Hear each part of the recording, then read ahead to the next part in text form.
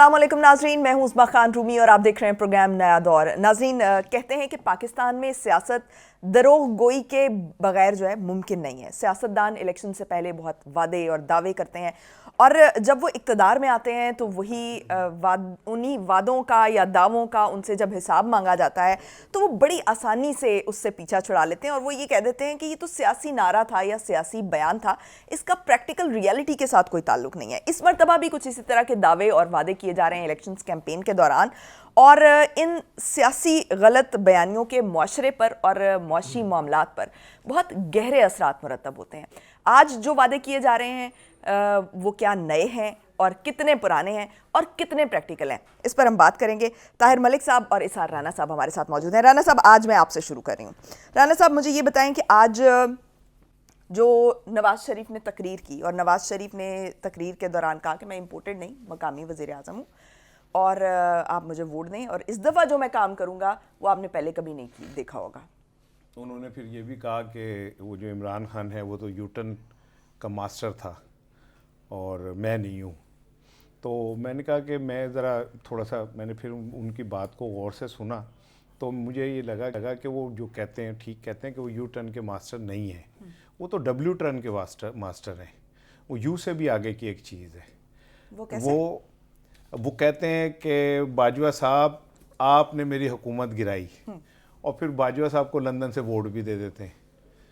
जब वो कहते हैं कि मैं डिक्टेशन नहीं लूँगा और फिर अपने भाई को गाड़ी की डिग्गियों में भी भेज देते हैं, फिर कहते हैं वोट को इज्जत दो, फिर वो वोट को ताक में रख के और जनाब अली मामलात अपने ऊपर हल कर देते हैं। चले, ये तो ऐसे ही मैंने कहा ज़रा थोड़ा सा हिस्ट्री को वो कर लूँ। अब वो जो आज उन्होंने फरमाया कि मुझे आप वोट दें, मैं तकदीर बदल दूँगा, तो जो पिछले 3 दफ़ा वज़ीर आज़म बने उनमें उन्होंने किसकी तकदीर बदली? क्या अवाम की तकदीर बदली गई? क्या अवाम की ज़िंदगी में आसानी आई? अवाम को तो आपने IMF के 4 दफ़ा कर्ज़ों के बोझ तले दबा दिया और एक पैदा होने वाला बच्चा लाख सवा लाख रुपए का मकरूज़ कर दिया, जबकि आपके अपने बच्चे जो हैं वो खरबोपति हो गए। मेरे घर की छत टूटी तो वो दोबारा रिपेयर नहीं हो सकी, आपने एवन फील्ड भी बना लिया। मेरे बच्चों को फैक्ट्रियों में नौकरी नहीं मिलती, आपने अलहुदैबिया बना ली, अजीजिया बना ली। तो अगर इसी को तरक्की कहते हैं और आपका मकसद यही तरक्की है तो फिर ठीक है भाई, चौथी दफ़ा भी तरक्की दे दें। और मुझे तो इस निज़ाम पे हैरत होती है कि ऐसे लोग जिनके मुतालिक ख़ुद निज़ाम ये कहता है कि ये लोग हैं जिन्होंने जो ना सादिक हैं ना अमीन हैं और जिन्होंने करप्शन भी की, पता नहीं क्या क्या किया, फिर हम उन्हें दूध का धुला बना के आवाम के सामने ले आते हैं और फिर वो बड़े खुला वो तकरीरें करते हैं। आज भी उन्होंने मेरे ख्याल कहा कि वो झूठ बोलता था या मुझे झूठ से नफरत है। नहीं तो पहले झूठ बोलते हैं या अब झूठ बोलते हैं, ये भी तो क्लियर होना चाहिए ना, लोग बड़े कंफ्यूज हो जाते हैं। बात ये है कि ना पहले झूठ बोलते हैं ना अब झूठ बोलते हैं, आदतन झूठ बोलते हैं। उनको ये पहले और आखिर की तो बात ही नहीं है। बात तो ये कि जिस चीज़ की जिस इमारत की पहली ईंट ही टेढ़ी खड़ी हो, जो ईंट बनी ही आमरीत और एक डिक्टेटर के हाथ की लगी हुई ईंट हो, उसके ऊपर जमहूरियत की इमारत कैसे बन सकती है? मुझे तो आज तक नहीं समझ आई। और आपने हर दफा साबित किया कि आप जुल्फकार अली भुट्टो के फलसफे के अपोजिट खड़े रहे। पहले आपने रूहानी बाप बनाया, फिर भुट्टो की फांसी पे मिठाइयाँ तकसीम की, फिर उसकी बेटी को जिस तरह तंग किया, आज आप फिर खड़े होकर कहते हैं कि जी मैं जमहूरियत का चैंपियन हूँ। तो भाई आप देवता होंगे, मैं क्या कह सकता हूँ इसमें। मलिक साहब, आपको भी लगता है कि क्योंकि ये देखें डिक्टेटर के कंधे पर चढ़कर आना, या आप डिक्टेटर तो अलग कर दें, आप कह दें कि एस्टैब्लिशमेंट के कंधे पर चढ़कर आना और फिर जब बाद में जमहूरियत का दावा करना, तो आज वही काम जो है वो खान साहब की पार्टी भी कर रही है और खान साहब खुद भी कर रहे हैं। नहीं, वो आपकी बात को आगे लेके चलता हूँ, मतलब एक केसेट वो एक चलाते राने की एक अपना, मुझे तो याद हो गया ना। आर्गुमेंट के जरिए समझाएं कि ये मैं आर्गुमेंट पे देखें ना, आर्गुमेंट आप तब देते हैं कि एक चीज़ आपको, या तो हम निज़ाम की बात करें, निज़ाम में जुल्फ़कार अली भुट्टो जनरल यू को डैडी कहता था, ठीक हो गया। मुझे आप लीडर बता दीजिए, मतलब जमाली को वज़ीर आज़म मैंने बनाया था, मुझे बता दें आप। इमरान खान को वज़ीर आज़म वोट से बनाया, नवाज शरीफ वोट से वज़ीर आज़म बना। मैंने कल आपको अपना सेक्रेटरी राइस की बात बताई कि वज़ीर जो अपना बेनज़ीर की मैं आपको फर्दर बता देता हूँ। 1988 में मुशाहिद हुसैन जिंदा है, आप अभी उससे फ़ोन कर ले। ये मुशाहिद हुसैन ऑन रिकॉर्ड है कि जब 88 का इलेक्शन हुआ ना, तो जनाब अपना वो सदर साग इस्टेब्लिशमेंट की एक अलामत था, उसने कहा नहीं कोई तुम्हें इलेक्शन कोई नहीं, हमने सब में तुम जीत गए।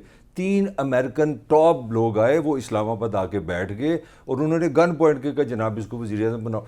मैं जो कह रहा हूँ कि खाली एक बंदे को आइडेंटिफाई करने से आप लोगों को कंफ्यूज कर रहे हैं। ये निज़ाम है ही वही है।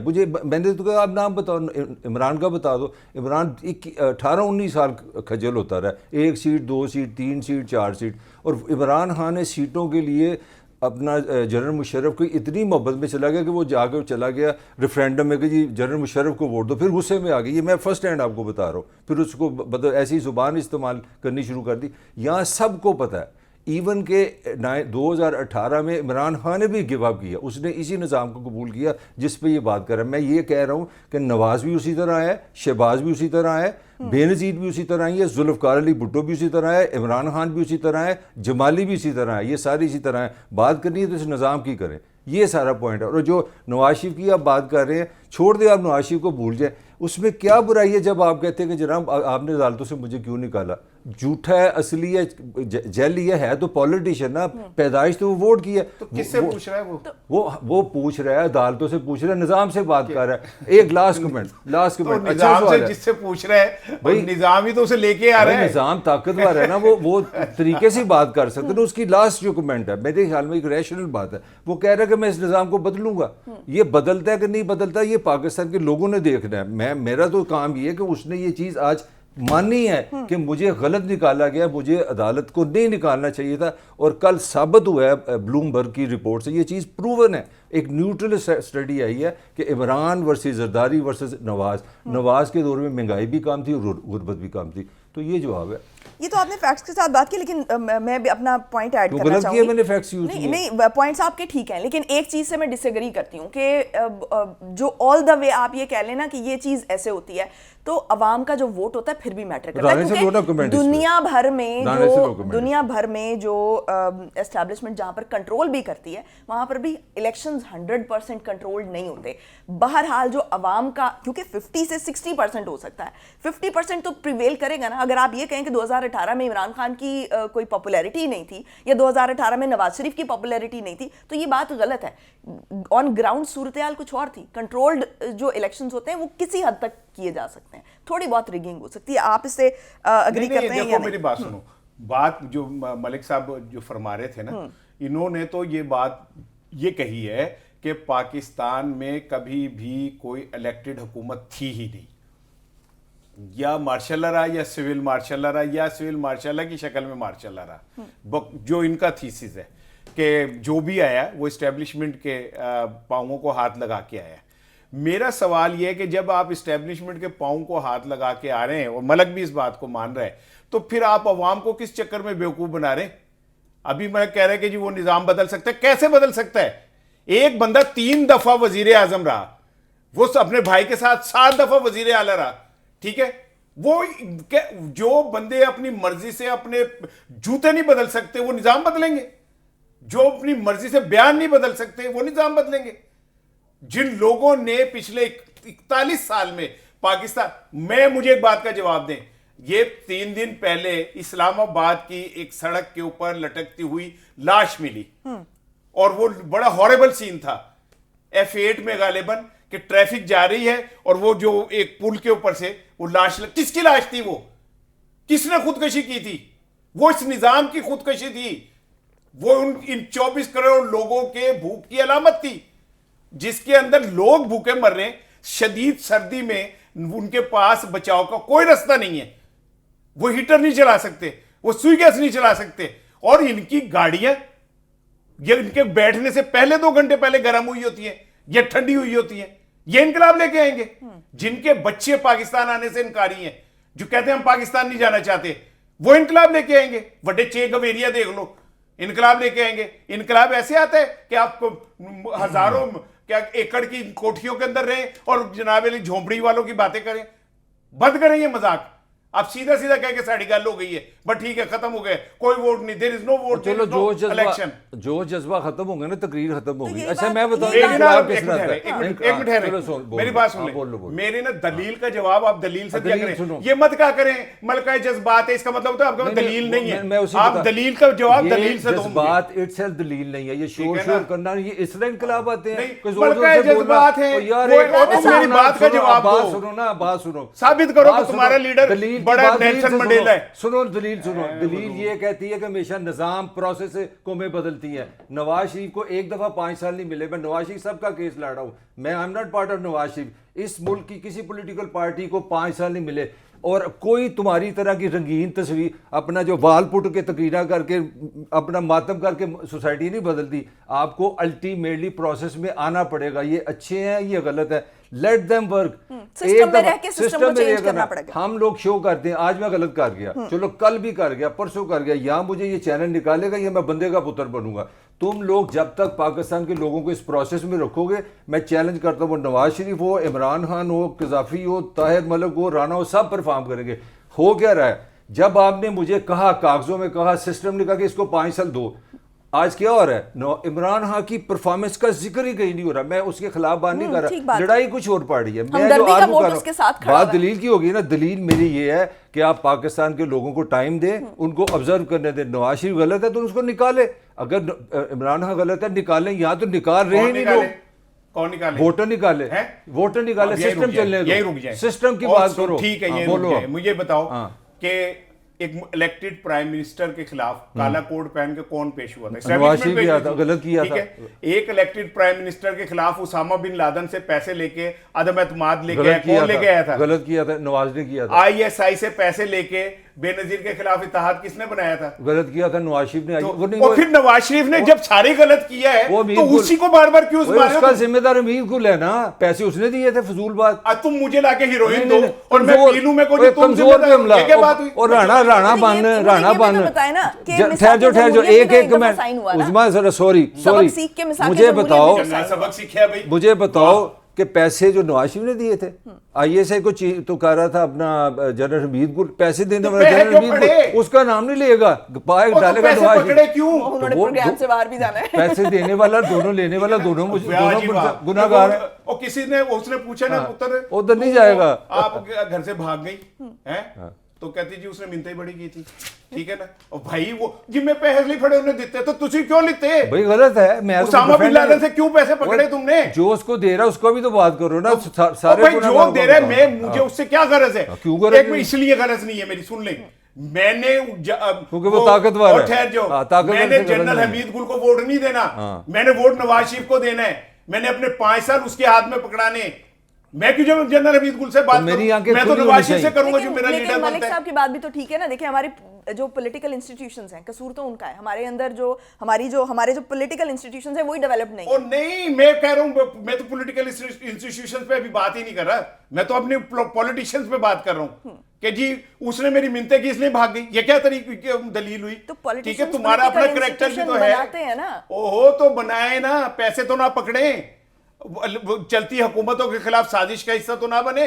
फिर आप किस मुंह से कहते हैं मेरे 5 साल पूरे नहीं होने दिए, जब आप बेनजीर के खिलाफ बार बार करते हैं, यूसुफ रजा गिलानी के खिलाफ करते हैं। 8-8 साल मुआहदा करके जेल में रख के डंडा सर पे रख के कोई मुआहदा करो मैं मुल्क छोड़ने लगा, वहां सियासत की जा सकती है। जरदारी ने तो नहीं छोड़ा मुल्क, 10 साल तुमने अच्छी बात है। कल नवाज शरीफ है निजाम की बात ऑफर हो जाती है, और निजाम, इस निजाम में नॉर्मल सियासतदान पैदा नहीं हो सकता। सच बोलो, खड़ा है ना जेल के अंदर मासूम खान कैदी नंबर 804, तकरीरें कर रहा ना मुआहदा, जज्बातियत फैलाते रहो, नहीं भाग रहा ना जद्दा, नहीं जा रहा ना इंग्लैंड, खड़ा हुआ है ना जेल के अंदर, फेस कर रहा है ना। इस निजाम में जिंदा रह जानी बड़ी बात है, तो जिंदा है, और दिलों में जिंदा रहना ज्यादा अच्छा है लंदन में जिंदा रहने से। लेकिन जिंदा रहना ये दिलों वाली कौन सी बात है? सारे पॉलिटिशियंस अपने अपनी जगह पर फिर भी ग्राउंड पे मौजूद तो है ना, किसी टाइम पे बाहर भी चले जाते हैं, ठीक है, लेकिन वो आज इस सिस्टम में तो मौजूद है ना। क्योंकि आप ये देखें कि एक टाइम पे फांसी हो गई, कभी लियाकत अली के साथ जो हुआ भरे मजमे में जो है वो उनको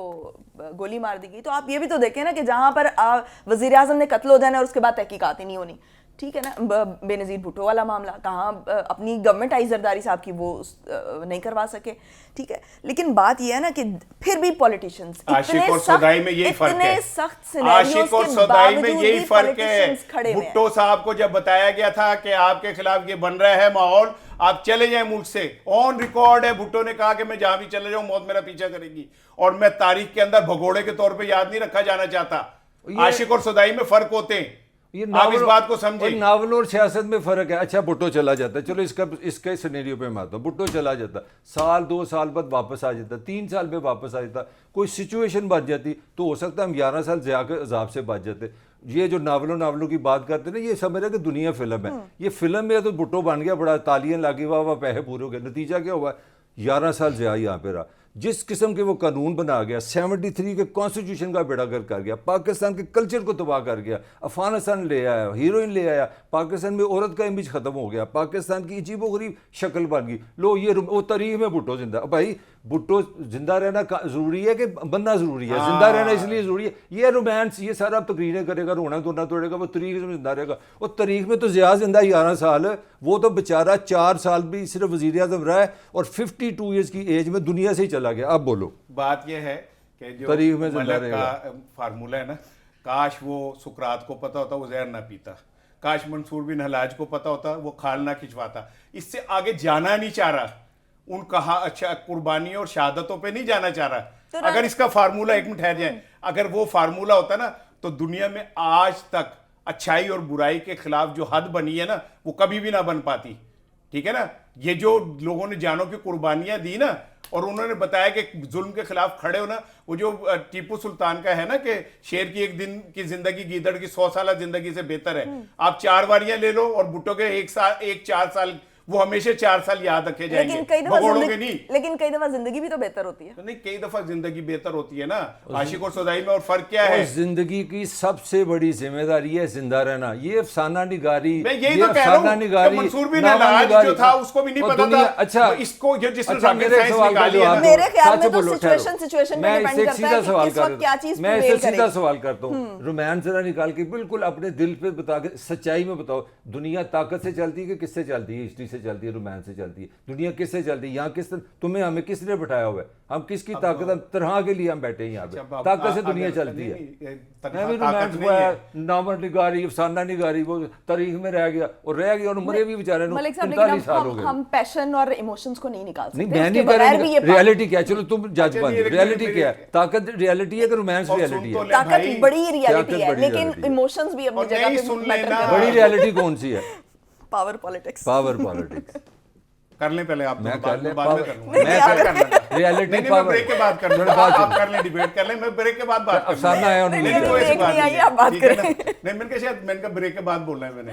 बात यह है, मलिक के पास ना 4 जुमले मेरे खिलाफ, अफसाना निगारी, रोना धोना, मलका जज्बात, क्योंकि दलील इसके पास कोई नहीं मेरी बात की जवाब की ना, आपकी साइड ली ये ना उनके मैंने। पीछे छुप जाता है जाके ना। मैंने कभी इसके लिए नहीं कहा कि ये क्या करता है या क्या नहीं करता, क्योंकि मेरी दलील इससे बहुत ताकतवर होती है और ये सबको पता है, देखने वालों को भी।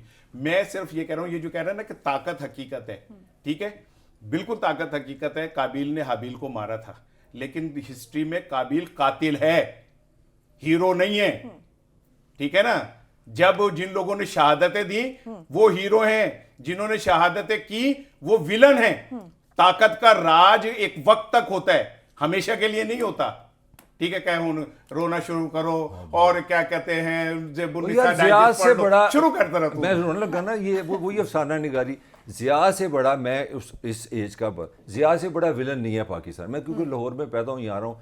ऑनेस्ट टू गॉड, अब टाइम निकाल लो, मैं आज भी कहता हूँ कि ज़िया फिजिकली गया दुनिया से, आज उसका निज़ाम जिंदा है। मेरा आज भी हुक्मरान ज़ियाउल हक है, जो कवानीन पे मैं रह रहा हूँ, जो पाकिस्तान के लॉज के तहत मैं जिंदगी गुजार रहा हूँ, ज़ियाउल हक जिंदा है। ये है भी रोमांस अपना शोर डाली जाना, अपनी दलील अपनी, तुम नावलों की बात करने, अगर तुम कहो कि हम यहाँ पे फिल्म देख रहे हैं मुगले आजम, तो मैं तुम्हारे साथ हूँ। ये रियलिटी की बात करो, रियलिटी अभी तक इंसान इतना घटिया है, ये ताकत के साथ चलता है, ये डंडे के साथ चलता है। No match. जो इम्पैक्ट ज़ियाउल हक ने पाकिस्तान पे डाला है, भुट्टो का 0 इम्पैक्ट है उसके मुकाबले में। लेकिन खा गया पाकिस्तान ये को, पाकिस्तान का इमेज, पाकिस्तान की एक एक चीज को बदल गया, वो लैंग्वेज बदल गई है, कॉमेडी बदल गई है, मेले खत्म हो गए हैं, लोगों का मजा खत्म हो गया, लोगों का लबो लहजा बदल गया, ड्रेस बदल गया, उसने इमेजेस बदल दिए सारे। ताकत इस ताकत। लेकिन राना साहब, अवाम की ताकत भी बहुत बड़ी ताकत है और जो प्रिवेल करती है, जो हमने तो देखा वो भी है जमहूरियत कि ही जो उसके लिए रास्ता है ना। वेस्ट में आप जमहूरियत रास्ता यही है, मैं वहाँ कह पे रहा हूँ, उसको अवाम की प्रोसेस पावर को है। आने दो। अवाम की पावर लेकर आए, ये भी बात ठीक है कि पावर वर्सेस पावर ही हो सकती है और अवाम एक बड़ी ताकत है और अवाम को इस मैदान में उतारना चाहिए और सियासतदानों को भी उतारना चाहिए और अवाम को भी सियासतदानों को मेरा ख्याल है ज्यादा प्रायोरिटी देनी चाहिए, क्योंकि सियासतदान बहरहाल यहाँ पर हमारी बड़ी रियलिटी है और हमारे लिए मौजूद है। मुझे एक बात का जवाब दे, जो आप बात कह रहे हैं ना कि अवाम को भी उतारना चाहिए, तो जो लोग, जो अवाम पीटीआई के साथ जुड़ी हुई है, आपने उनके जमहूरी रास्ते को क्यों बंद कर दिया? नहीं होना चाहिए, ठीक है, यही तो आवाज आपने बुलंद उनको कर रहे हैं। इलेक्शन प्रोसेस से बिल्कुल आउट क्यों कर दिया है? आपने एक ग्रोह की सजा एक पूरी पार्टी को क्यों आप दे रहे? तो राणा साहब इस पे बात भी तो कर रहे हैं ना।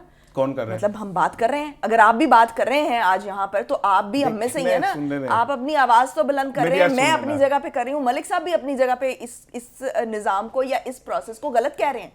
नहीं, मेरी यार सुन ले, वो तो ठीक है, उनकी बड़ी मेहरबानी है, वो तो मैं जो कहता हूँ ये मुगल आजम मैं कर रहा हूँ, तो ये मुझे मुगल आजम को बर्दाश्त करते हैं तो मैं भी तो शुगल आजम को बर्दाश्त करता हूँ ना।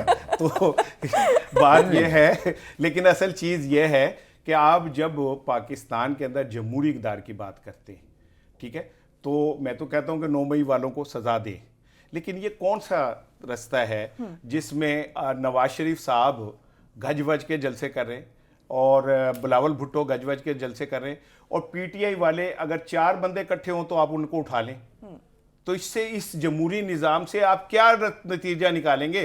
क्या फल निकलेगा? क्या कामयाबी निकलेगी? क्या सियासी इस्तेकाम निकलेगा?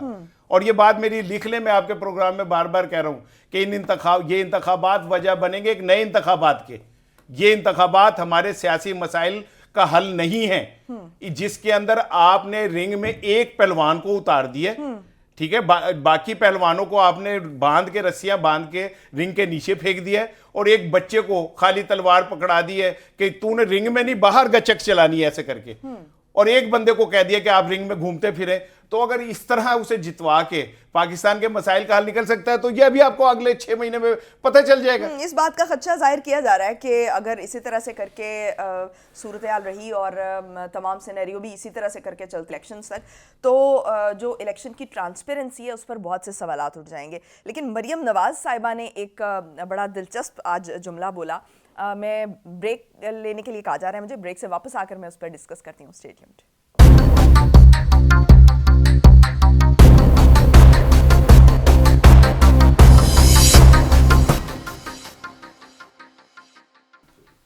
ब्रेक के बाद खुशामदीद नाज़रीन। आज मरियम नवाज़ ने अपने जलसे में जो खिताब किया, ननकाना में मौजूद थी और नवाज शरीफ साहब ने भी खिताब किया और मरियम नवाज़ साहिबा ने भी खिताब किया। मरियम नवाज़ ने एक बड़ी दिलचस्प लाइन बोली। वो दिलचस्प लाइन ये थी कि उन्होंने कहा कि आपने वोट के लिए घर से 8 फरवरी को निकलना ही निकलना है, चाहे मुकाबले पर आपको कोई खड़ा नज़र आए या ना आए।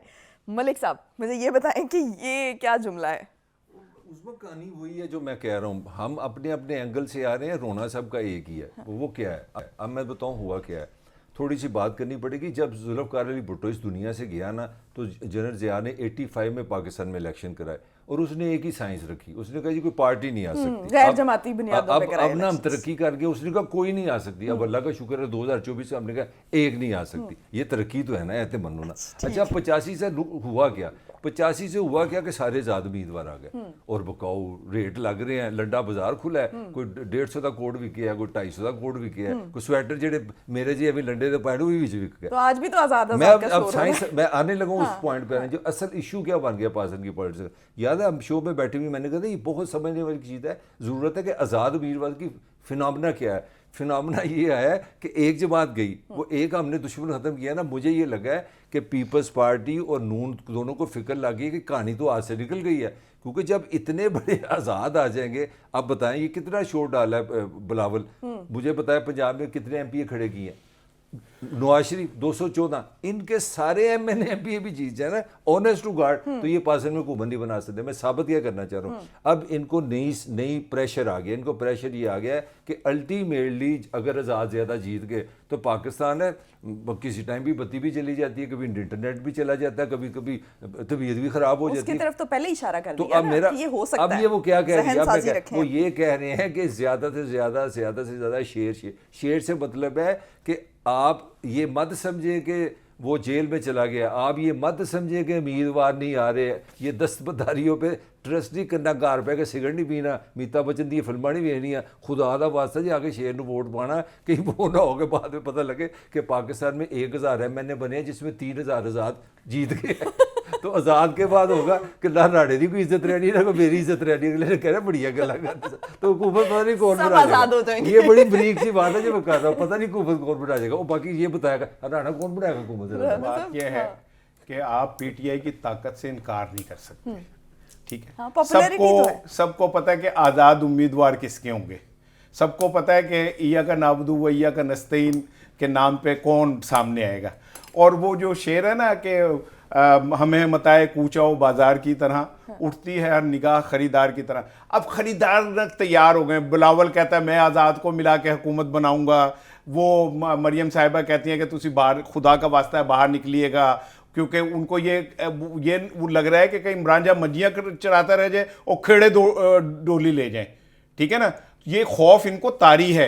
लेकिन आज़ाद उम्मीदवारों का ज़मीर अगर जाग गया तो फिर नहीं अल्हम्दुलिल्लाह पाकिस्तान में हम इतने रिलैक्सेंट लेके सोते हैं कि वो क्या नाम है उनका, बुशा बीबी के साबिक जो शोहर हैं खावर मानिका साहब जैसे और ओन साहब जैसे ज़मीर उनके ना कुछ 6-6 साल तक सोते रहते हैं, उसके बाद जागते हैं। तो ये कोई ज़मीर हमारा कोई इतना एक्टिव नहीं है कि फौरन जाग जाएगा। लेकिन फायदे ले लेते हैं ना, लेकिन बाद में ज़मीर बात यह है उस्मा कि अगर आखिर में जाके ये PTI के आज़ाद उम्मीदवारों ने ही हुकूमत बनाने में किरदार अदा करना है, तो यार उनको उनका जमहूरी हक दे दो ना, लड़ने दो ना, दूध का दूध पानी का पानी होने दो। एक बंदे को सारी आज़ादियां मिल गई, आप जलसा करें, आप हेलीकॉप्टर में जाएं, आप पे फूलों की पत्तियां फेंकी जाएंगी, आप जनाब अली जहाँ चाहे जाए करें, दूसरा अगर वर्चुअल भी करें तो शार्क मछली उठ जाएगी और वो जाके वो काट देगी। और अब तो ये भी कह दिया गया है कि जो आज़ाद उम्मीदवार हैं वो PTI में शामिल नहीं हो सकते, क्योंकि इंतखाबी निशान जिस पार्टी के पास नहीं होगा वो आज़ाद उम्मीदवारों को अपने साथ यानी नहीं वो मिला कहना सकती ये है। चाह रहे हैं कि सिंध हाउस पंजाब हाउस में बोलियां लगेंगी, नोटों की बोरियां आएंगी, जमीर खरीदे जाएंगे। तो ऐसे कौम जिसके अरकान असम्बली की औकात ये हो कि उन्हें चंद टकों पे खरीदा जा सकता उनका जमीर, हम पार्लियामेंट में जमीर फरोशों को लेके जा रहे हैं, हम पार्लियामेंट में उन लोगों को लेके जा रहे हैं जिनके अखलाकी तौर पे वो इतने घटिया हैं कि उनको कोई भी खरीद सकता है। क्या हम एक ऐसी पार्लियामेंट नुमाइंदा बनाने जा रहे हैं? क्या हम एक ऐसी पार्लियामेंट नुमाइंदा बनाने जा रहे हैं जहां पे जाने वाले लोग ये तय करके जा रहे हैं कि हमने आगे जाके बिक जाना है? तो फिर इस पार्लियामेंट का क्या फायदा है? आई एम सॉरी टू से, मे बी कि ये सख्त लफ्ज हो जाए, ये पार्लियामेंट बनाने जा रहे हैं या हम कोई बाजार बनाने जा रहे हैं तो अगर जहां पे चीजें इस तरह बिक जाएंगी? तो आज़ाद उम्मीदवार जो हैं वो मलिक साहब, आज़ाद उम्मीदवार जो हैं उन पे इस वक्त बड़ा डिपेंड कर रहा है उनका ज़मीर कहाँ पर खड़ा है, क्योंकि वो PTI का सपोर्टर है और बल्कि PTI का हार्डकोर जो है वो इस वक्त अपना एक अखलाकी उस पर जिम्मेदारी आयद होती है कि वो जो है वो PTI के अलम को बुलंद करें, चाहे पार्टी है या नहीं है, पार्टी एग्जिस्ट करती है या नहीं करती। पढ़ी लिखी तो मुझे ये बताएं कि आज़ाद उम्मीदवार के पास क्या ये ऑप्शन है कि वो आज़ाद ही रहे? नहीं, आप बड़ी पढ़ी लिखी हैं, अच्छी बातें करती हैं। मेरा आर्गूमेंट चल रहा है रियलिटी का। जो पॉलिटिशियन लीडर है अगर वो रियलिटी समझ के डिसीजन नहीं कर रहा, वो अपना नसीम एजाजी ना बने, वो राणा एहसान ना बने, वो हिस्ट्री में रहना तो जाके किताबें लिखे। रियलिटी है पॉलिटिक्स टुडे। अब देखिए हुआ क्या है, 2 साल पहले ये बंदा असेंबली में बैठा है मेजॉरिटी के साथ, चलो मान लिया आपके साथ आपका एक पॉइंट ऑफ व्यू है कि हमारे साथ ज्यादती हुई, क्यों छोड़ी असेंबली? 10,000 बंदे आज छोड़ा PTI के, मैं नहीं, चलो मैं तो मान लिया ना कि ये बकौल है कि मैं तो हमें गुस्से च रहना, मान लिया 10,000 बंदे कह रहे हैं इसको कह के ना छोड़ो। वाई? क्योंकि उनको पता था पावर की गेम है कि पावर से लड़ने जा रहे हो, मजीद पावर कम कर रहे हो। किधर बना? कौमी असेंबली से गए, फिर मैं वही बस 18 तरमीम पे आ जाए। 18 तरमीम के बाद ये अजहर सदीक का भी वकील का नाम ले रहा है, अभी फ़ोन उसको कर लो। मैंने उसको खुदा की कसम लाइव शो में कहा, दैट टाइम मैं किसी दूसरे चैनल में लाइव आया, मैंने कहा कहता है मैं आज ही खान से मिल गया हूँ कि मैंने उसको कहा कि 14 नवंबर बड़ी सीरियस डेट है, इस तक हमें पंजाब असेंबली तोड़ जानी चाहिए, कानून ये कहता है 90 दिन नहीं आते। ऑन रिकॉर्ड ये रिकॉर्डिंग मौजूद है। मैं क्या सदीक साहब केड़े मुल्क ही रह रहे हो, नॉर्वे रहते हो, डेनमार्क रहते हो, कम टू द रियलिटी। नहीं होगा इलेक्शन 90 दिन में पंजाब में, वहाँ से भी पावर आपकी गई। और आज हालत ये है कि चेयरमैन जो है वो पार्टी वो अंदर बैठा है, ना कोई सर, ना कोई मुंह, ना कोई पैर, ना कोई सेंट्रलाइजेशन। आज नया बाम चल गया, नया बाम ये चल गया कि भाजी आप तो हैं इंडिपेंडेंट, वो साबित हो गया ना। अब आज की पार्टी की रियलिटी क्या है, मैं रियलिटी की बात कर रहा हूँ, ये इसका रोमांस अपनी जगह। रियलिटी ये है, मुझे ये लग रहा है कि जमहूरियत का जनाजा ये आगे एक मंजी पड़ी है, उस पर और लुटदा माल लुटदा माल लुटदा माल रोला पे आ गया। बिलावल कहता है मैं खरीदूंगा, ताहिर मलिक कहता है मैं खरीदूंगा, जरदारी कहता है मैं खरीदूंगा। ये हो गया हमारी पॉलिटिकल कंडीशन। आप अगर सेंस से लड़े कि ये पावर है भाई, पावर के साथ रहना है, आप जेलों में चले गए। ये हुआ है मलिक साहब, पता क्या कहना चाह लुट का मार बना ये दिया। कह रहे हैं कि पाकिस्तान में रह के आपको आइन, इंसाफ, अदालतों पे यकीन नहीं रखना चाहिए। आपको ये समझना चाहिए कि आइन, इंसाफ, अदालत की पाकिस्तान में कोई वक़्त हैसियत नहीं है। अगर आप ये समझते हैं कि आप असम्बलियाँ तोड़ेंगे और 90 दिन में आइन के मुताबिक इलेक्शन होने चाहिए और आप वो पत्ता खेल रहे हैं, तो आप ये भूल जाए कि आइन का भी कोई एहतराम कर सकता है इस पाकिस्तान में। तो क्या आइन नहीं, वही मैं कह रहा हूँ ना, अगर आपने मैं वही कह रहा हूँ ना। तो राना साहब मुझे एक और बात भी समझाए ना जरा, ठंडे होकर समझाइएगा कि देखें आपने नहीं, क्या असेंबलियां हीट तोड़ आती है मुझसे आपको? नहीं, कोई बड़ी सर्दी है, मतलब बड़ी आप- मेहरबानी। शुआवा का चक्कर है आप कोई? जो शुआओं का रुख है ना वो उधर रखा करें नहीं, इसलिए। नहीं, मेरे को शायद नहीं, हमारी हीट जाती है आपको, हमारी ना? शायद 9 अच्छा। बजे खत्म हो जाती है। हाँ, अच्छा राना साहब मुझे ये समझाए ना कि आपने असेंबली तोड़ी क्यों। पहली तो ये बात कि आपने सिर्फ ये देखकर, अगर जो 2 सूबों में आपकी गवर्नमेंट है, आप सिर्फ ये देखकर कि आज मैं पॉपुलर हूँ और आज अगर इलेक्शन हो जाते हैं इतनी देर में, तो आपकी कैलकुलेशन आपने कैसे की कि वो जो है वो कैलकुलेशन ही गलत साबित होगी और आपकी हर कैलकुलेशन जो है जब से अदम एतमाद आई है वो अच्छा, नहीं, खत्म हो रही इसमें है, मैं खराब आपको हो रही है, करूं। आपके अगेंस्ट जा रही है। मैं बताऊं, मैं जो बात आपको पहले कह रहा था ना कि देखें ये वक्त से पहले इंतखाबात कराने का जो रवाज है ये तमाम दुनिया में, ठीक है ना। पाकिस्तान में जुल्फकार अली भुट्टो ने वक्त से पहले इंतखाबात कहला। ये तो सियासतदान गेज करता है कि मैं पॉपुलरिटी के इस टाइम इंतहा पे हूँ, मैं करा तोड़ दूंगा वो, मुझे फिर तो कोई वोट भी तोड़ मिलेगा। देना, फिर तो कोई भी तोड़ता कोई रहेगा कैसे और तोड़ बनाता सकता है? रहेगा। कोई बादाम है, कोई तोड़ देगा खुद ही अपनी मर्जी से, ठीक है। ये कोई अखरोट है जिसे कोई तोड़ देगा? ये असेंबलियां हैं, स्पीकर है, उसका एक मैकेनिज्म है। उनका प्लान ये था कि हम तोड़ेंगे, 90 दिन में आइन कहता है इंतखाबात करा दो, ठीक है, इंतखाबात होंगे, हम फिर जीत जाएंगे। लेकिन उन्हें यह नहीं पता था कि मेरा मलक प्यारा, अखियों का तारा, राज दुलारा जो कह रहा है ना कि पाकिस्तान में आइन शैन की कोई हैसियत औकात नहीं है, ठीक है, ये फैसले आइन शैन के मुताबिक नहीं होते। तुम तोड़ते हो कि जी हम तो आइन के मुताबिक खेलेंगे, और अगले कहते नए पे तो आइन, ठीक है। निगरान हुकूमत 2 साल इधर रही, निगरान हुकूमत अब हमारे प्यारे नकवी साहब अब माशाल्लाह वो क्रिकेट बोर्ड में भी जा रहे हैं, ठीक है ना। वहां पे भी मुझे लगता है ओवर स्पीड करा के कहीं ऐसा ना हो कि एक विकेट के ऊपर और दूसरी विकेट बनवा दें कि उत्ते भी खेलो थल्ले भी खेलो। तो वो चलें, इस पे बाद में बात कर लेंगे। लेकिन बात यह कि जिस मुल्क के अंदर आइन, कानून, इंसाफ, अदालतों की कोई हैसियत ना हो, वहां पे आइन, कानून, इंसाफ को सामने रखते हुए फैसले नहीं करने चाहिए। लेकिन मान इस गए ना, reality को भी- मेरी बात इस मान गया reality ना। को भी नजरअंदाज नहीं किया जाना चाहिए कि आपको पता होना चाहिए कि इस जो सूबाई इलेक्शंस हैं और आम इंतखाबात हैं वो एक दिन पे होते हैं, हमारे आगे पीछे वो हम उसको अफोर्ड नहीं कर सकते। ये भी तो मामला आता है ना। नहीं सारे देखें, अब चलें थोड़ा सा अपना काफ़ी हो गया, नवाज शरीफ भी हो गया, पीटीए। मैं बिलावल साहब पे आज हंस रहा था, बड़ी तारीफें हो रही है जी, बड़ी अच्छी तकरीर करता है, बड़ी अच्छी वो उसकी कैंपेन बहुत अच्छी है।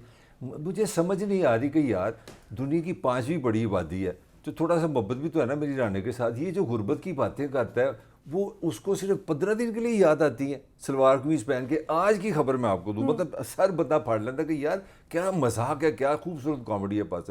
आज एक आदमी, शरीफ आदमी, अपने बच्चे के साथ कराची में मोटरसाइकिल पे जा रहा है, सोचिए क्या हुआ, वो ढक्कन ही नहीं है गटर का अंदर। और ये कोई एक वाकया नहीं है, ये मैं कराची की बात कर रहा हूँ। और कराची किसी ज़माने में हम अक्सर सुनते रहते मैं वो उस बंदे की बात कर रहा हूँ जो 15 साल से ज़्यादा वहाँ का हुक्मरान है। कराची किसी ज़माने में दुनिया की डार्लिंग था। बैरूत में, हमारी तो उम्र ज्यादा ना, बैरूत खड़ा नहीं होता था। कराची के अपना खाने, कराची की सफाई, कराची के डांस, राना साहब शराब सिंगापुर जब बनाया गया था, बड़ा मजेदार काम था कराची। कराची में डार्लिंग और मैं सुन के आ रहे हैं कि आप शायद बाने की नहीं, कराची में मिडल ईस्ट से अरब ममालिक जो आज हमें मुंह नहीं लगाते, फकीर आया करते थे मांगने के लिए कराची इतना खुशहाल था कि वो बेचारे अपनी कश्तियों में बैग आकर अपनी दिहाड़ी लगा के वापस जाया करते थे। कराची को हमने ये हाल कर दिया। एक खबर, दूसरी खबर, हमारे अजीम बिलावल साहब खुद फरमाते हैं कि मेरे घर पानी नहीं आता और मैं तो टैंकर तो खरीदना। ये कौन फरमा रहा है? 15 साल जो हुक्मरान है। तीसरी खबर, एक उन्होंने ब्रेकिंग न्यूज़ दी है कि मेरे को पीने का पानी भी नहीं आता, वही मैं बाजार से खरीदता हूँ। अब ये बता दें ये अच्छी अच्छी तकरीरें कहाँ लेके जाएंगी। बात फिर रियलिटी की है। रियलिटी ये है कि इन सबको पता है कि निज़ाम क्या है। ये खान को भी पता है, ये जरदारी को भी पता है, ये बिलावल को भी पता है, ये नवाज को भी पता है। मेरी आर्गूमेंट लोगों ये को पता होना है जो इसके बाद आपने राय की राय, मेरा आर्गूमेंट है कि इनका काम है सिस्टम में रहे, इससे बाहर मत निकले, यहीं से हमें होप निकालनी है। ये अगर भाग जाएंगे ये बिल्कुल सही कहते हैं, इनको हमारे साथ खड़ा होना पड़ेगा। सिस्टम यही है, रियलिटी के साथ चलना पड़ेगा। I agree with you. अच्छा राना साहब, जो कल से हम देख रहे हैं कि जो जरदारी साहब आपकी बात ही नहीं सुन रहा ना। अच्छा, मुझे ये बताएं, मैं तो मलक के ऊपर मेरा कभी कभी दिल करता है कि मैं अपने पे मातम करूं या उधर जाके इस पे मातम कर दूं। अपने भाई एक बदबूदार निजाम जिसका तुम खुद एतराफ कर रहे हो कि उसके बेनिफिशियरी 35 साल से हुकूमतें करने वाले, भाटी में चले जाओ, आपको गटर का मिला हुआ पानी अब भी पीने को मिल रहा है, जो मियां नवाज शरीफ की हल्का इंतखाब है, ठीक है ना। नहीं यकीन तो चले मेरे साथ, मैं दिखाता हूं आपको। इतना बदबूदार पानी होता है कि उसको आप उसे वजू नहीं कर सकते, ठीक है। खाली ना ये 4-5 पुल दिखाए ना मुझे, 2-3 अंडरपास ना दिखाएं, और ये ना कहे कि जी बड़ी तरक्की की थी उन्होंने, उनसे कहीं ज्यादा अंडरपास जो है ना नकवी साहब ने बना दिए। दूसरी तरफ एक पार्टी है जो सिंध के अंदर कुत्तों की वैक्सीन आज तक नहीं इकट्ठी कर सकी, थर के बच्चों को पानी नहीं दे सकी, तालीम तो दूर की बात है। फिर आप कहते हैं यही निजाम हल करेगा ये मसले। और ताश के 52 पत्ते होते हैं, 52 पत्ते, उनको फेंटते रहे, कभी गुलाम ऊपर, कभी बेगम ऊपर, कभी बादशाह ऊपर, यही पत्ते रहेंगे। ताश नहीं बदली जा सकती, इसके बेनिफिशियरी 52 लोग ही हैं, बाहर से कोई बंदा शामिल नहीं। अब सुन ले मेरी बात, ये जो खबरें सुनाता है ना बहुत सारी, मैं भी आपको सुनाता हूं। आप चले मेरे साथ, मलिक साहब भी चले, हम एक खुफिया दौरा करते हैं। मैं आपको दिखाऊं वोट खरीदे जा रहे हैं पूरे पाकिस्तान में।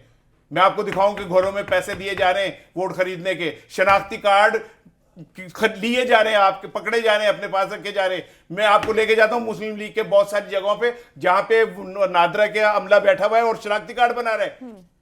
इतनी खुल्लम खुल्ला आप बदमाशी करते हैं यार, और फिर कहते हैं जमहूरियत निजाम है ये निजाम है, ये डकैतियों का निजाम, ये फ्रॉड का निजाम, ये डाकुओं का निजाम है। कराची के अंदर बाहर से भीख मांगने वाले आते थे, फिर बदकिस्मती से कच्चे के डाकू पक्के में आ गए, और उसके बाद वो भिखारी भाग गए, और सब चाइना कटिंग, भत्ताखोरी, और क्या कहते हैं टारगेट किलिंग, और जनाब अली वाटर माफिया, सारा कुछ आ गया। और फिर आप कहते हैं यही निजाम हल करेगा। बताओ ना किस तरह बदले फिर, चलो प्लीज हमारी मदद करो, किस तरह बदले। ब्रेक में बताऊंगा, ब्रेक ले लें तो बच्ची को, फिर मैं ब्रेक बता दूंगा आपको। बता दो ना यार, ये चाहता है ये मातम कर सकता है, बताए दसे ना, दसे बताए मुझे भाई। बताओ बात ये कि तुम्हारे कानों में शीशे पड़ गए, मैं और बोल कह रहा हूं कि बताओ ना, सोल्यूशन बताओ किस तरह फिर जान छोड़ाएं इस निजाम से। हाँ सोल्यूशन बताओ ना, मैं तुम्हारी देगा तो सोल्यूशन बताऊंगा ना। वो तो मुझे बोलने ही नहीं देता, मैं बात करता हूँ कहता सोल्यूशन दो, मैं फिर चुप होता हूँ ये बात, मैं फिर बोलना कहता नहीं सोल्यूशन दो। चलिए हम चुप बैठे, मलिक साहब अब आपने बोलना नहीं है। देखें, जब तक ये 200-300 खानदान इस सियासत के ऊपर कब्जा करके बैठे हुए, ठीक है ना, जब तक ये ताकतवर mafia, land mafia, education mafia, चीनी माफिया, घी माफिया, आटा माफिया, ठीक है, ये इस सियासत के ऊपर बैठे में, आपने जमहूरियत को इतना महंगा कर दिया। ये मलक मुझसे जितना मर्जी लड़े, कसम खा के कहे, मैं ये पढ़ा लिखा तालीम याफ्ता आदमी, यूनिवर्सिटी में पढ़ाता है, इसका कैरियर है साफ सुथरा, इस जर्नलिज्म में कोई बंदा इस पे ये नहीं कह सकता कि इसने 1 रुपए का भी कभी फ्रॉड किया। मैं गवाही देता हूं, मेरे इससे सियासी इख्तिलाफ अपनी जगह पे। क्या ये इलेक्शन लड़ सकता है? इससे ज्यादा अच्छा कोई बंदा पार्लियामेंट में जा सकता है? मैं एक साफ सुथरा आदमी, जितना अल्लाह ने भरम रखा है, मैं जा सकता हूं, क्यों नहीं जा सकता?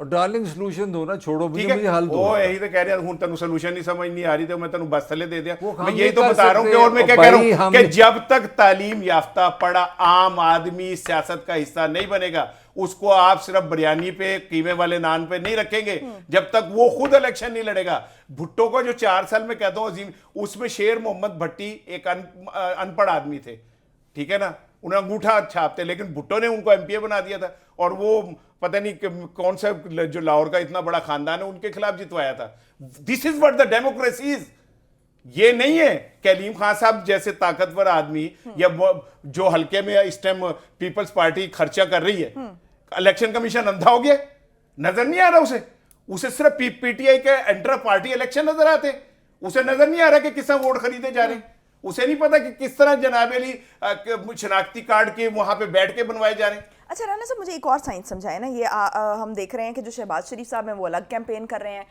नवाज शरीफ साहब अलग कैंपेन कर रहे हैं, और आज तो शहबाज शरीफ साहब को हमने नौजवानों के दरमियान में देखा, तो इससे क्या मैसेज है, मुझे जरा आप दोनों ये समझा दें। ये साइंस आपको मलक समझाएगा, मैं हाँ। क्योंकि मैंने भी मैट्रिक विद साइंस किया है, बायोलॉजी केमिस्ट्री और फिजिक्स के साथ। वो किया तुमने, वजन रखती है गुब्बारा ले। हाँ जी, हाँ जी, मैंने अमेबा पैरामेशियम कैलेमेडोमोना सारे मुझे याद है, ठीक है ना। तो उसमें मलक से आप जरा इस पे बात करें, फिर मैं आपको बताऊंगा कि आज मेरा दिल खुश हुआ है। अच्छा। जिस तरह वो नौजवानों में बैठ के और वो ऐसे करके कभी करते थे कभी ऐसे करते थे, मुझे अच्छा लग रहा था कि एक जिसमें कहते हैं ना एक सुकरात अरस्तु टाइप टच था उनके अंदर, इंटेलेक्चुअल। और मैं उनकी इस सिलेक्शन पे दाद दूंगा कि उन्होंने चुन के वो बच्चे बुलाए जो दानिश स्कूल से थे और इधर से थे और वो थे, वो लम्स में जाके ऐसा करके दिखाए ना, और लम्स में भी बच्चों को वैसे बुला लें कि जी आ जाएं, फिर मजा आएगा। ये जो बिठा के अरशद को बिठा लिया, फला को बिठा लिया, दानिश, और उनसे मर्जी के सवाल करवा लिए, तो वो तो अच्छा है, लेकिन जरा किसी ओपन एटमॉस्फेयर में नौजवानों के बीच में बैठे, उनका गुस्सा, एग्रेशन, उनके ग्रीवेंसेस सुने, फिर आपको पता चलेगा, और उनका जवाब दे, मैं मान जाऊंगा आपको। मलिक साहब, ये इमेज मेकिंग है सीधी सीधी, क्योंकि हमारे यहाँ तो आपको पता है कि हम तो देखते हैं कि अमेरिका में क्या होता है, क्योंकि 4 दिन मैं भी वहाँ रहा हूँ, वहाँ पे इस तरह से काम होता है कि आपने ना इस तरह नौजवानों के दरमियान बैठ जाना, कभी खड़े हो जाना, थोड़ा सा वहाँ ज़रा हमसे थोड़ा सा हटके सादा अपनी बीवी को बिठा लेते हैं, 2 दफ़ा उसको डार्लिंग भी कह देते हैं, तालीम, वो वहाँ का कल्चर है, लोग पसंद करते हैं इस बात को। अच्छा, अमेरिका की एक बात कहाँ से कहाँ चलेगी, अमेरिकी सोसाइटी में बड़ी अजीब बात है, एक तो आपका जो सदर है ना बूढ़ा होगा, दूसरा उसकी बीवी के साथ रिलेशनशिप A1 होगा, वो पाकिस्तानी नफराटिया नहीं हो सकता। बात चल coming back to the Shahbaz Sharif sahab, ये तो अपनी बीवियों के साथ आएंगे तो वो रौनक लग जाएगी वहाँ पे, देख साड़ी कैसी बड़ी गल की चीज़, तो पॉइंट उसके लिए एक अलग स्टेज बना, मैं पॉइंट जो मैं रेज कर रहा हूँ वो ये कर रहा हूँ कि आप चले इमेजेस बनाने, क्योंकि आप देखिए आप उसको और तरह ले रहे हैं।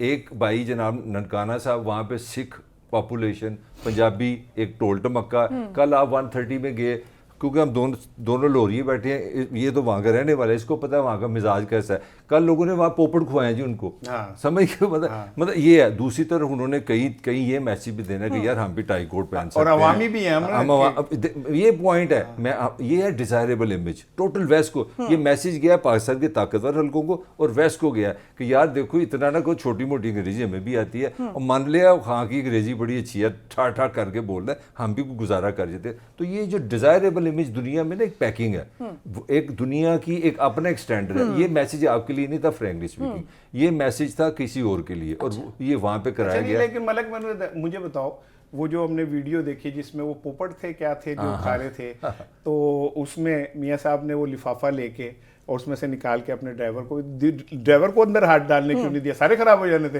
सब पे हाथ लग जाना था। शेयरिंग देखो ना, शुक्र है देखो पैसे नहीं शेयर कर रहे थे, पोपट ही शेयर। अब ये चीज आपको नहीं समझ आई, इसको समझ आएगी। Nawaz Sharif originally wall city की पैदावार है, लाहौर का जो मिजाज है, लाहौरी होना ना, वो उस इलाके का 130 की वो पैदाइश है, जो मैं बार बार कह रहा हूँ। देखो कि वो उस अपने इलाके में जहाँ पे जा रहा है वहाँ पे अपनी बेटी को क्यों ले जा रहा है, क्योंकि उसको उस कल्चर का पता है, जानशीनी का पता है, पॉलिटिकली। तो ये पार्टी की अच्छा, वैसे कैसे महसूस करते होंगे मियाँ साहब अपने इस दौरे में, जब उन्हें ये भी पता है कि मेरी मुखालिफ जेल में बंद है और वो बाहर भी नहीं आ सकती और उसका पैगाम भी नहीं आ सकता, फिर भी मैं अकेला पीछे और बड़े फखर से जैसे मैं बड़ा मुकाबला कर रहा हूँ यूं करके निकल के, किससे हवाओं से मुकाबला, बिल्कुल न्यूट्रल बात कर। अगर मैं वैसे साड़ी की औकात है, अगर इस तरह होना तो खुदा की कसम मैं अफसोस करूं, मैं दिल से करूं कि मुझे अफसोस है, क्योंकि निज़ाम मैं कानून मैंने गिरफ्तार नहीं किया, मैं बल्कि दुआ करूं, बल्कि मैं कहूँ जी मेरी हेल्प होनी चाहिए, क्योंकि वो सिटीज़न भी है, ऑनरेबल सिटीज़न है, और वो उस खातून की कंट्रीब्यूशन है, वज़ीर सेहत रही है। मैं समझता हूँ लोग ज़्यादा इज्जत करेंगे, मैं पॉजिटिव बात कर रहा हूँ। पाकिस्तानी को यार आप इतना पागल ना समझे कि हमारे वक्त तहरीक इंसाफ और नवाशी में बटे हुए हैं। अगर ये इंसानों की तरह बात करे नवाज शरीफ को, यार आई एम सॉरी कि खातून है, इतनी उम्र है, काबिल एहतराम है, कई अपना बच्चों की माँ है, वो she is a gynaecologist and all time great gynaecologist, तो उससे मेरे ख्याल में आपका कद सही। बढ़ेगा, हाँ। पॉलिटिकली फायदा होगा। ये लड़ाई लुड़ी किस कार डालेगी आप? ठीक है, मरियम political साहब आप फायदा, ब्रेक हाँ। लेंगी, वो मरियम जी। साहबा का वो उनका चलता था ना कि वो डरते हैं एक नहती लड़की से, तो मेरा दिल कर रहा है मैं भी कोई नज़म लिखूं कि जमहूरियत के चैंपियन डरते हैं एक 70 साल कैंसर ज़दा औरत से, और उसे जेल में बंद करके कहते हैं हम बहुत बड़े पहलवान हैं, देखिए बंद हम कितना उन्होंने नहीं बड़ा। किया, इस तरह ना करो। अच्छा चलें, मैं ये चाहूंगी कि जो शहबाज शरीफ आज नौजवानों के दरमियान में मौजूद थे ना, इसको मैं तो बड़े मुस्बत अंदाज में देखी। रीज़न ये है कि कम अज़ कम जो नौजवान हैं उनको सियासत का एक पार्ट बनाया जा रहा है, सियासत में एक हिस्सा लेने के लिए एटलीस्ट उनकी जो ट्रेनिंग है या सोच जो है उसको डेवलप किया जा रहा है, तो मैं तो इसको मुस्बत तरीके से देखूंगी। ब्रेक पे जाएंगे, ब्रेक से वापस आएंगे और क्रिकेट की सूरत हाल पर बात करेंगे। क्रिकेट आज जो है वो किस जगह पर खड़ी हमें नजर आ रही है। Stay tuned.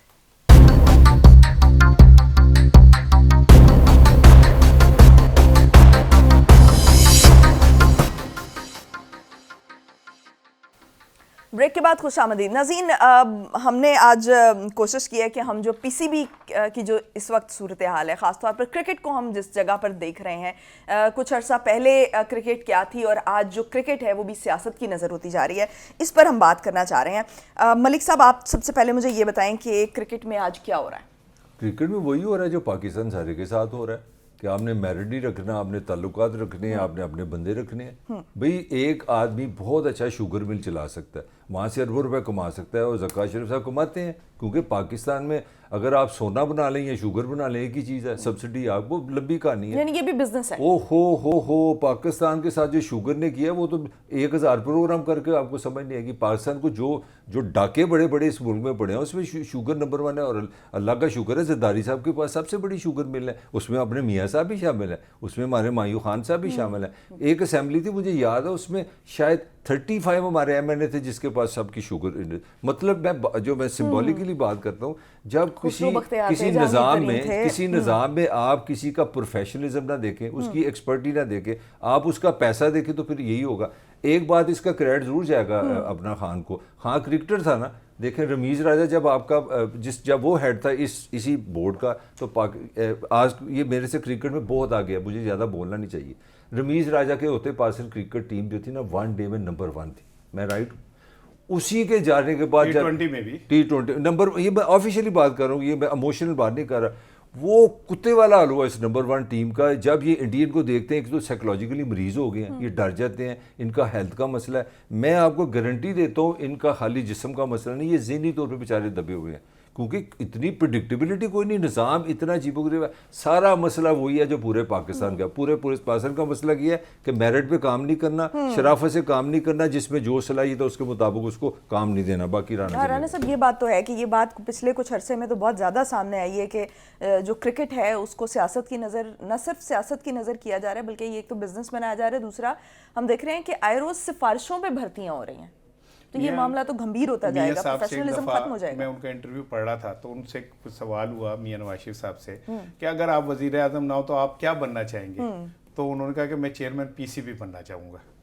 ये इंटरव्यू मैंने खुद पढ़ा था, तो मैंने फिर मुझे फील हुआ कि यार कोई बड़ी चीज़ है चेयरमैन, इसकी वजह जाननी चाहिए। तो देखें इंडिया में उन्होंने अपना चेयरमैन बनाया है गंगोली को, जो एक प्रोफेशनल क्रिकेटर था। हमने यहाँ पे गंगू तेली को बनाया, ठीक है। हमने यहाँ पे जो माजा साजा, जिसे पूछा कि तुम्हें क्रिकेट का पता है, उसने कहा जी नहीं, उन्होंने कहा बस तुम ही चेयरमैन होगे, ठीक है, और उसे आपने बना दिया। वैसे तो अभी जो मलक ने बात की चीनी माफिया, आटा माफिया, पाकिस्तान में एक वाहिद सियासतदान है जो वजीर आजम भी रहा, ना जिसकी चीनी की मिल है, ना आटे की मिल है, ना घी की मिल है, ना वो लैंड माफिया है, ठीक है ना। वो वाहिद आदमी है जिसकी ना मिले हैं, ना जिसका कोई जाती कारोबार है, लेकिन इसीलिए बुरा है और वो जेल में है। तो खैर मैं क्रिकेट पे आ जाता हूँ। तो मैं ये समझता हूँ कि अगर आप ये जो कह रहे हैं ना पाकिस्तानी टीम इंडिया से, वो पाकिस्तान ने इंडिया को पिछले 10 मैचों में मेरे ख्याल 7 में शिकस्त दी है, 6 में शिकस्त दी है, ठीक है। लेकिन कब दी है? जब उनका चेयरमैन उनके साथ जाके बैठ के उन्होंने कहा लड़ो मैं देखता हूं। आपका चेयरमैन की ऑडियो लीक हो रही है आपके कप्तान के खिलाफ, आपका चेयरमैन आपके कप्तान के खिलाफ वो साजिशें कर रहा है। आपका चेयरमैन जो है वहां इंडिया जाके वो तस्वीर देखे ना जिसमें ये बोल रहे हैं और सबके सर गिरे हुए हेड डाउन है। तो जब आपका सरबरा आपका मोराल नहीं बनाना चाह रहा, मुझे नहीं समझ आती। 2 दफा ये तारीखी वाकया हुआ है। एक दफा पाकिस्तान का जब इंडिया से फाइनल था तो यूसुफ रजा गिलानी रात को गए, वजीर आजम थे, और पाकिस्तान सुबह हार गया जीता हुआ मैच। और मिसबाह उल हक आज तक इस बात की तौजीह नहीं दे सके कि उन्होंने 70 गेंदें डक क्यों की थी, सीधी क्यों खेली थी। ठीक है, और इस बार भी मुझे नहीं समझ आई चेयरमैन पीसीबी क्यों गए थे और लड़कों का मुराल एकदम क्यों गिर गया था। तो क्रिकेट के खिलाफ साजिशें बंद करें आप।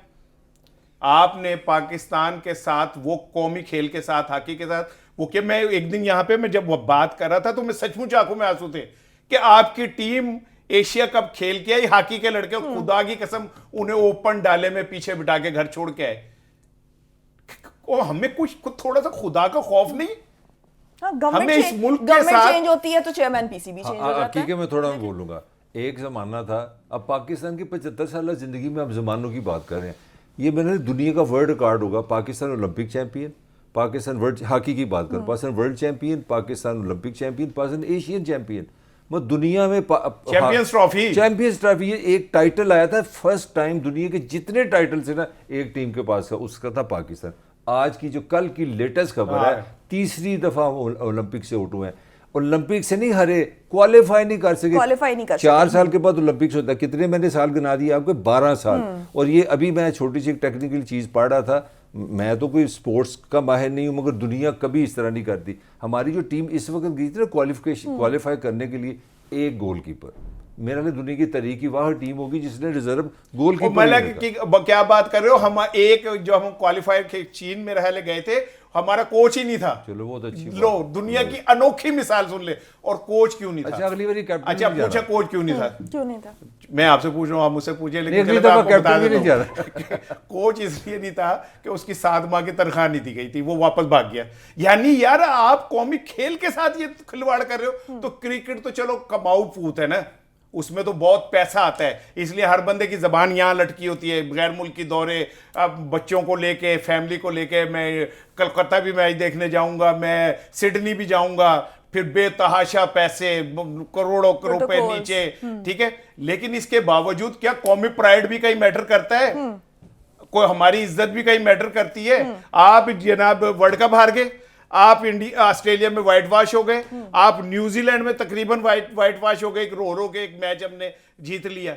आप वो टीम जो टेस्ट में नंबर 1 हो गई थी, वनडे में नंबर 1 हो गई थी, T20 में नंबर 1 हो गई थी, आपने उसका वही हाल किया जो पीटीआई का आज यहाँ कर दिया आपने। I am sorry. चेयरमैन बस आते इन सबको पकड़ के जेल में डाल दो। मोहसिन नकवी को बतौर और सबसे इंतखाबी निशान भी छीन लो, कहते ना बल्ला भी छीन लो। नहीं मैंने तो पिछले प्रोग्राम में कहा था बल्ला भी कि ये कौमी टीम के साथ जुल्म क्यों हो रहा है, क्योंकि उनके हाथ में बल्ला है। ठीक है ना, बल्ला जो है वो मतरूक है। हाथ में बल्ला होगा उसको चलो मैं अगर बादशाह बना, मैं सबको एक एक शेर दे दूंगा। आप बताओ। हाँ, वो शेर के ऊपर बैटिंग करने आया करेंगे। अच्छा सवाल करो। सॉरी, चलो सवाल करो जी। अच्छा मलिक साहब, मुझे ये बताएं कि बतौर चेयरमैन पीसीबी मोहसिन नकवी साहब को कैसे देख रहे हैं? नहीं, मुझे तो पहले खावर शाह साहब की समझ नहीं आ रही। वो कभी करते थे इलेक्शन कमीशन के केस, कभी वो वकालत ये खावर शाह साहब हुए हमारे प्रोग्राम में जिन्होंने पीटीआई के खिलाफ बहुत बोले थे। मुझे तभी पता लगा। और खावर शाह साहब ये वही है ना जो पीटीआई के मुशीर थे उनकी हुकूमत में। और खावर साहब जो पीटीआई का केस था ना, फॉरेन फंडिंग का, उसमें कुछ 6 साल पार्टी के साथ केस लड़ते रहे। तो मैं पहले तो मुझे ये बता दे कि वकील साहब का काम क्या है। मोहसिन नकवी थी तो बाद जो गल करा, बस स्टाइल एक्टर है। तो मुझे तो लगता है नया पाकिस्तान। अच्छा, पाकिस्तान का एक और बड़ा मजेदार कॉमेडी है। अव्वल तो हमने काम करने नहीं होता, हमारे एक बंदा काम करने शुरू हुए ना, सब कुछ होते तो पाए जो। अब होना ये है कि किसी दिन जनाब सड़कों टूट जानी तो वो भी ठीक करा दें। तो फिर हमें मोहसिन नकवी को आप 12-13 मोहसिन नकवी बना लें, हॉकी भी उनको दे दें, क्रिकेट भी उनको दे दें, बास्केटबॉल भी उनको दे दें। भाई हमने ये नहीं सोचना कि हमारे यहाँ इंस्टीट्यूशन फ्लॉ क्या है। लेकिन खुदा का वास्ता है मोहसिन नकवी साहब को ये बता दें कि सहाफ़ी, सब एडिटर से लेके और सब होते हैं, खाली रिपोर्टर और फोटोग्राफर नहीं होता। नहीं, ये बहुत बड़ा मसला बना है। सही बात है, बड़े काफी उनका दिल आजारी हुई है। मैं कल प्रेस क्लब गया था। You are very right.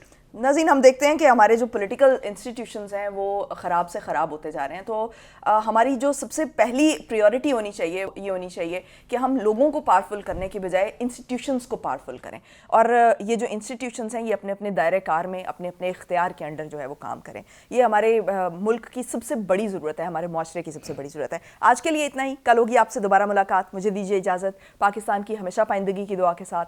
अल्लाह हाफ़िज़ नासिर।